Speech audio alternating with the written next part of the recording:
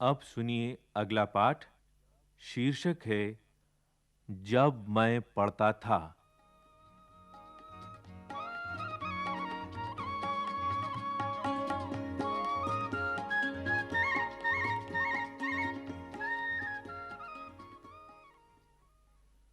मेरे पिता करमचंद गांधी थे। वे राजकोट के दीवान थे। वे सत्यप्रिय, साहसी और उदार व्यक्ति थे। वे सदा उचित न्याय करते थे। मेरी माता का नाम पुतलीबाई था। उनका स्वभाव बहुत अच्छा था। वे धार्मिक विचारों की महिला थीं। पूजा पाठ किए बिना भोजन नहीं करती थीं।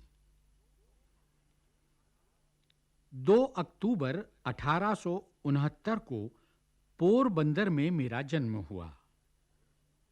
पोरबंदर से पिताजी जब राजकोट गए तब मेरी आयु 7 वर्ष की होगी। पाठशाला से फिर ऊपर के स्कूल में और वहां से हाई स्कूल में गया। एक बार पिताजी श्रवण पितृभक्ति नामक नाटक की एक किताब खरीद लाए थे। मैंने उसे बड़े शौक से पढ़ा। उन्हीं दिनों शीशे में तस्वीर दिखाने वाले लोग आया करते थे। तभी मैंने अंधे माता-पिता को बेंगी पर बैठाकर ले जाने वाले श्रवण कुमार का चित्र देखा। इन बातों का मेरे मन पर बहुत अधिक प्रभाव पड़ा। मन ही मन मैंने कहा, मैं भी श्रवण की तरह बनूंगा। मैंने सत्य हरिश्चंद्र नाटक भी देखा। बार-बार उसे देखने की इच्छा होती। हरिश्चंद्र के सपने आते। बार-बार मेरे मन में यह बात उठती कि सभी हरिश्चंद्र की तरह सत्यवादी क्यों न बने।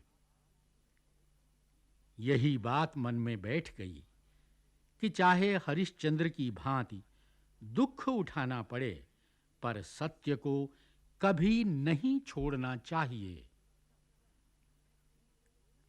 जब मैं केवल 13 वर्ष का था, तभी मेरा विवाह कस्तूरबा के साथ हो गया था। मगर मेरी पढ़ाई चलती रही। 5वीं और 6ठी कक्षा में तो छात्रवृत्तियां भी मिली थीं। अपने आचरण की ओर मैं बहुत ध्यान देता था। इसमें यदि कोई भूल हो जाती तो मेरी आंखों में आंसू भर आते। शिक्षक का कुछ कहना ही मेरे लिए असह्य हो जाता। अपने से बड़ों तथा शिक्षकों का अप्रसन्न होना मुझसे सहन नहीं हो पाता था।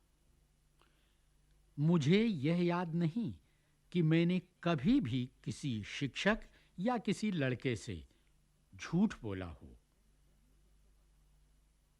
मैंने पुस्तकों में पढ़ा था कि खुली हवा में घूमना स्वास्थ्य के लिए लाभकारी होता है। यह बात मुझे अच्छी लगी और तभी से मैंने सैर करने की आदत डाल ली।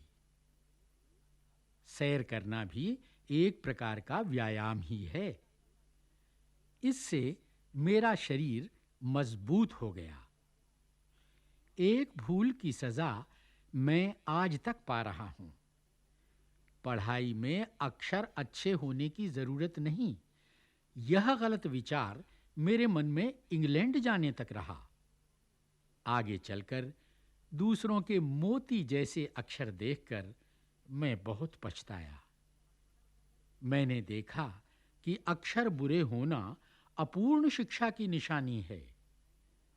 बाद में मैंने अपने अक्षर सुधारने का प्रयत्न किया, परंतु पके घड़े पर कहीं मिट्टी चढ़ सकती है। सुलेख शिक्षा का जरूरी अंग है।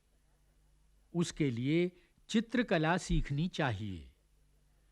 बालक जब चित्रकला सीखकर चित्र बनाना जान जाता है, तब यदि अक्षर लिखना सीखे तो उसके अक्षर मोती जैसे हो सकते हैं। मेरे संस्कृत शिक्षक काम लेने में बड़े सख्त थे। फारसी के शिक्षक नरम थे। विद्यार्थी आपस में बातें करते कि फारसी बड़ी सरल है। यह सुनकर मैं ललचाया और एक दिन फारसी की कक्षा में जा बैठा। यह देखकर संस्कृत शिक्षक ने मुझे बुलाया और समझाया, तुम्हें संस्कृत समझने में कोई कठिनाई हो तो मुझे बताओ। मैं तो सब विद्यार्थियों को अच्छी तरह संस्कृत पढ़ाना चाहता हूं। आगे चलकर उसमें रस ही रस है। देखो, हिम्मत न हारो। तुम फिर मेरी कक्षा में आकर बैठो। मैं उन शिक्षक के प्रेम के कारण इनकार न कर सका। आज भी मैं उनका उपकार मानता हूं, क्योंकि आगे चलकर मैंने समझा कि संस्कृत का अच्छा अध्ययन किए बिना न रहना चाहिए। मैं हाई स्कूल में मंद बुद्धि विद्यार्थी नहीं माना जाता था, पर जहां तक याद है, मुझे कभी अपनी होशियारी का कोई गर्व नहीं रहा। इनाम या छात्रवृत्ति पाने पर मुझे आश्चर्य होता था, लेकिन अपने आचरण की मुझे बड़ी चिंता रहती थी। मेरे हाथों कोई ऐसा काम हो जिसके लिए शिक्षक मुझे दंड दें, यह मेरे लिए असह्य था। मुझे याद है कि एक बार मुझे मार खानी पड़ी थी। मुझे मार का दुख न था, पर मैं दंड का पात्र समझा गया, इस बात का बड़ा दुख था। यह बात पहली या दूसरी कक्षा की है। दूसरी बात 7वीं कक्षा की है। उस समय के हमारे हेडमास्टर कड़ा अनुशासन रखते थे, फिर भी वे विद्यार्थियों में प्रिय थे। वे स्वयं ठीक काम करते और दूसरों से भी ठीक काम लेते थे। पढ़ाते अच्छा थे। उन्होंने ऊपर की कक्षा के विद्यार्थियों के लिए व्यायाम और क्रिकेट अनिवार्य कर दिए थे। मेरा मन इनमें न लगता था। खेलना अनिवार्य होने के पहले तो मैं कभी व्यायाम करने, क्रिकेट या फुटबॉल खेलने गया ही नहीं था। वहां न जाने में मेरा संकोची स्वभाव भी एक कारण था। अब मैं यह देखता हूं कि व्यायाम के प्रति यह अरुचि मेरी गलती थी। उस समय मेरे मन में यह गलत विचार घर किए हुए था कि व्यायाम का शिक्षा के साथ कोई संबंध नहीं है। बाद में समझा कि पढ़ने के साथ-साथ व्यायाम करना भी बहुत जरूरी है।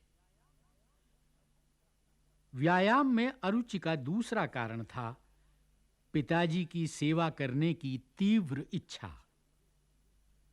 स्कूल बंद होते ही तुरंत घर जाकर उनकी सेवा में लग जाता। अब व्यायाम अनिवार्य होने से इस सेवा में विघ्न पड़ने लगा।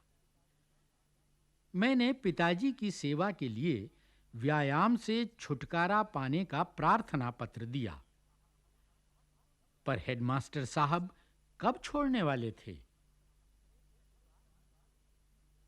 एक शनिवार को स्कूल सवेरे का था। शाम को 4 बजे व्यायाम के लिए जाना था। मेरे पास घड़ी न थी। आकाश में बादल थे। इससे समय का पता न चला। बादलों से धोखा खा गया। जब पहुंचा तो सब जा चुके थे। दूसरे दिन मुझसे कारण पूछा गया। मैंने जो बात थी बता दी। उन्होंने उसे नहीं माना और मुझे 1 या 2 आना, ठीक याद नहीं कितना, दंड देना पड़ा। मैं झूठा बना। मुझे भारी दुख हुआ। मैं झूठा नहीं हूं, यह कैसे सिद्ध करूं?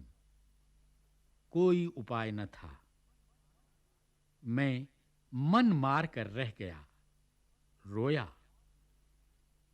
बाद में समझा कि सच बोलने वाले को असावधान भी नहीं रहना चाहिए।